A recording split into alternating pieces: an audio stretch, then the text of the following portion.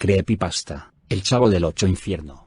El Chavo del Ocho sin duda es una de las series más populares de América Latina. En México aún sigue cautivando a multitud de generaciones.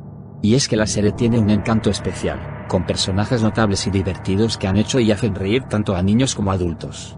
Sin embargo, hay quienes ponen en duda la inocencia detrás de este inofensivo humor. Lea esta historia que asegura El Chavo del Ocho no es lo que parece. Seguramente terminarás pensando que se trata del cuento de algún fanático, pero aún así no deja de ser interesante.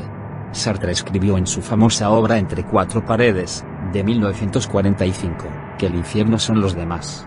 No existe una definición de infierno que sea universalmente aceptada en la tradición teológica de Occidente, según el historiador Guillem de Luméau, en una entrevista en el libro El fin de los tiempos. El catolicismo tradicional, apoyándose en San Agustín, predicó la existencia de un lugar de sufrimiento eterno para aquellos que hayan hecho el mal en esta vida y que nunca se arrepintieron. Esta noción, un tanto incongruente con la imagen de un Dios misericordioso, no prosperó fuera de la imaginación popular, siendo sustituida por el purgatorio, desarrollado en el siglo II, principalmente por Orígenes. Nadie más podría ser condenado para siempre. Sin embargo, a excepción de los santos, todo el mundo tenía que pasar un periodo variable de purificación, con la seguridad de la salvación al final. San Ireneo no estuvo de acuerdo. Para él los pecadores confirmados, obstinados, alejados de Dios, también se apartarán de la vida. Por lo tanto, después del juicio final, los condenados serían borrados simplemente de la existencia. La controversia continuó por los siglos, con nuevos panelistas, Tomás de Aquino, Lutero, Joaquín de Fiore. En la literatura, Dante y Milton han creado poderosas visiones del infierno. La trilogía de condenados de Sartre, los sadomasoquistas cenobitas de Clive, Barker y los pecadores malditos Roberto Bolaños son recreaciones contemporáneas inquietantes del infierno. Sí, Roberto Bolaños. Me refiero al actor, escritor y director mexicano Roberto Gómez Bolaños, conocido, casi en la exageración perdonable de Chespirito, o Pequeño Shakespeare de México. Él es el creador de una de las más sutiles, brillantes y temibles representaciones del infierno en cualquiera de las artes, El Chavo del Ocho, el programa de televisión. Como enseñó Baudelaire, el mayor truco del diablo es convencernos de que no existe. Podemos concluir que ese mismo diablo no vendrá a presentar a sus dominios a través de estereotipos, la oscuridad, el fuego, tridentes, lava. En El Chavo del Ocho de verdad el infierno son los otros. Bolaños llena su creación de señales que deben ser decodificadas para revelar su verdadero sentido de automoralizar. La primera y más importante es el título. Originalmente, el programa se llama El Chavo del Ocho. Nadie sabe el verdadero nombre del protagonista, que nunca fue pronunciado. Solo se conoce como El Chavo.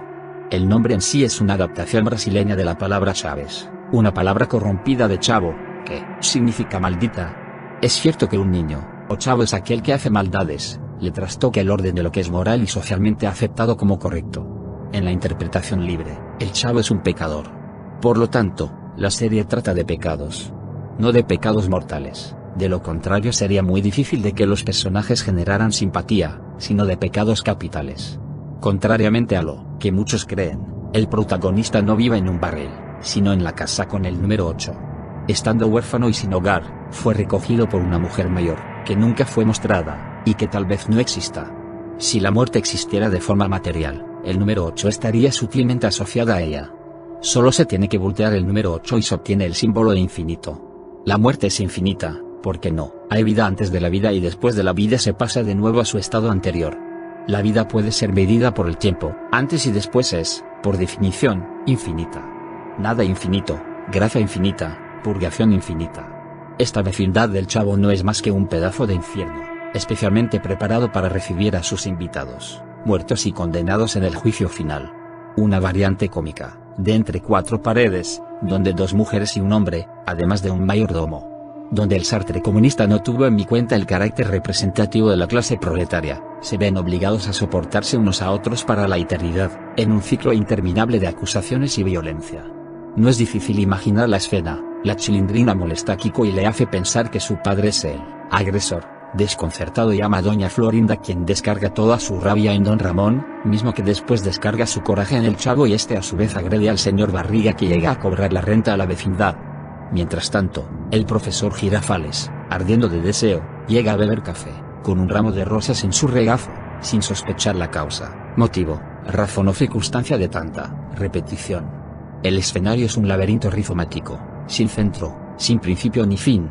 Afuera de la vecindad hay una calle estrecha que conduce a un parque, a un restaurante y a un pequeño salón de clases. Las variaciones, tales como Acapulco, son excepciones a la regla. El universo de personajes se reduce a este espacio claustrofóbico, donde un ambiente conduce a otro que lleva a otro que conduce a otro, de forma indefinida. Los pecados cometidos en la vida son evidentes en sus características, miedos y frustraciones. El chavo siempre con hambre, ha cometido el pecado de la gula. El glotón empedernido y su preferencia por el sándwich de jamón muestra desprecio por las leyes de Dios, que prohibía el consumo de carne de cerdo, un animal sucio. Enemigo de cualquier autoridad moral, él llama a su profesor maestro longaniza, otra referencia a la malograda delicia porcina.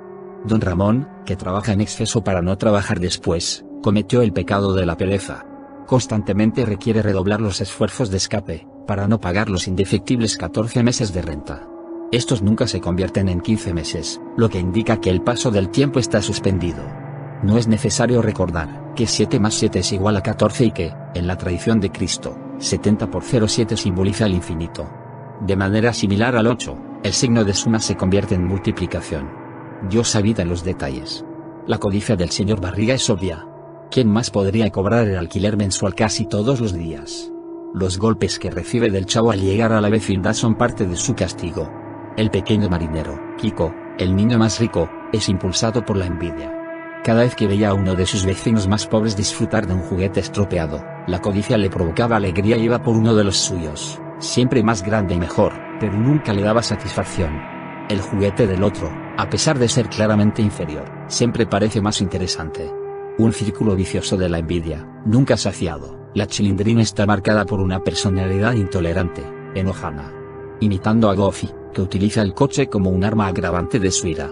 Muerta en un accidente de tránsito, trata de hacer lo mismo con el triciclo. Hubo muchas veces que pasó por encima de los pies y juguetes.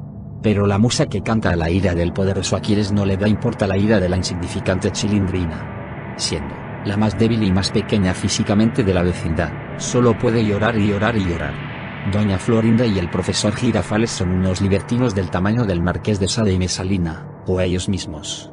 Maestros en el arte de la lujuria, y finalmente condenados por la eternidad a la abstinencia sexual. Fingida e impotente, que lo anhela con la mente, pero no con el cuerpo. Consumen interminables tazas de café que con propiedades estimulantes alimentan el fuego que no pueden consumar. El profesor Girafales fuma en el aula, no porque el Chavo del 8 fuera grabado antes de la plaga de lo políticamente correcto, sino debido a la rara tradición postcoital de encender un cigarrillo, hacer un anillo de humo en el aire y preguntar, ¿te gustó? Incapaz de cumplir la primera parte del ritual erótico, sin saberlo, lleva a cabo lo segundo. No es sorprendente que la banda sonora de sus reuniones sea una adaptación de la banda sonora de la película. Lo que el viento se llevó. La última frase de la película es mañana será otro día. En el pueblo, siempre habrá otro día y otra taza de café. Doña Clotilde, la bruja del 71, sufría de extrema vanidad. El genio de Bolaños tuvo la delicadeza de invitar a la española Angelines Fernández para interpretar al personaje. Una vez más el signo de una condenación eterna aparece. 71 no es más que 7 más 1 8. Doña Clotilde era dueña de una mascota, significativamente llamada Satanás, y llama la atención sobre otro elemento importante. La presencia de varios demonios vagando en la vecindad. Se trata de un demonio polimorfo. En algunos episodios Satanás es un gato, y un perro en otros. A diferencia de la paradoja pato-conejo de Jastrow, Wittgenstein y Thomas Kuhn, que servía para el desenvolvimiento de la razón, el gato-perro es una representación de la mística, el perro en persona. En 1589 el teólogo Peter Winsfeld, en el libro Clasificación de demonios de Winsfeld, estableció que cada uno de los 7 pecados capitales tiene un patrón infernal. Es revelador que Lucifer, el nombre con el que muchos llaman a Satanás, genere vanidad. Los otros son la generación de la lujuria Asmodeo, Belcebú la gula, la avaricia, Mamón, la pereza Belfegor, Azazel la ira y la envidia Leviatán. No nos engañemos, ellos rodean la vecindad constantemente para promover el desorden, el dolor y la tentación. Si el gato y perro de Lucifer Satanás ayuda a difundir el rumor de que la señora Clotilde es una bruja, parece obvio que la bella muchacha Patty y su tía Gloria son Belcebú y Belfegor transformados en súcubos, demonios de sexo femenino, preparados para atizar el apetito del chavo y despertar al don Ramón de su letargo.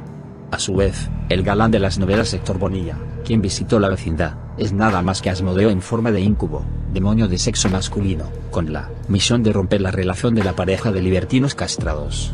Ñoño es mamón, instigando a su avaro padre a gastar en exceso. Poppy sus hacer, incrementando la ira desconcertante de la chilindrina con su inutilidad.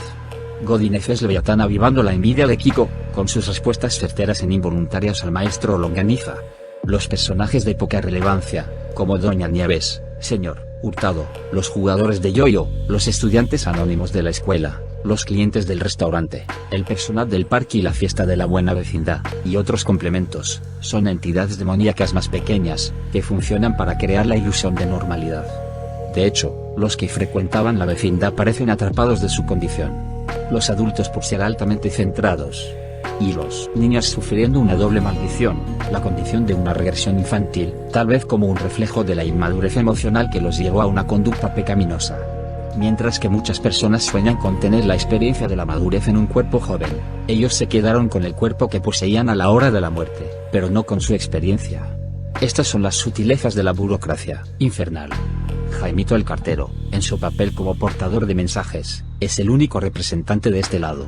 Un psíquico que trata de hacer contacto con otra dimensión. Su constante estado de fatiga es el resultado de un esfuerzo sobrehumano necesario para cruzar dimensiones. Prueba de ello es la descripción que da Jaimito de su tierra natal, Tangamandapio. El pueblo que existe en realidad, se encuentra al noroeste del estado mexicano de Michoacán, es una alegoría. Según el cartero, todo en Tangamandapio es colosal. Sería más grande que Nueva York y tenía una población de muchos millones de habitantes. ¿Qué podría ser tan grande? Obviamente, no se refiere a un solo lugar aislado, sino a todo el planeta, la tierra de los vivos. Las cartas que está llevando son psicográficas y la bicicleta que nunca deja es más un tótem, al estilo del origen, necesaria para volver a la realidad. En El Chavo del Ocho, Bolaños, o el Camus azteca, creó su propia versión del mito de Sísifo. El Chavo y compañía están condenados a empujar por una empinada colina todos los días esta piedra enorme que siempre regresa, obligándolos al tormento del eterno retorno. La piedra de Kiko es cuadrada, no rueda, se desliza. Es cómico, a pesar de trágico. Si no les molesta, los invitamos a seguir nuestro canal Creepypastas y Relatos de Terror en YouTube. Sus likes y comentarios nos ayudarían mucho para seguir subiendo contenido, amigues. Hasta la próxima.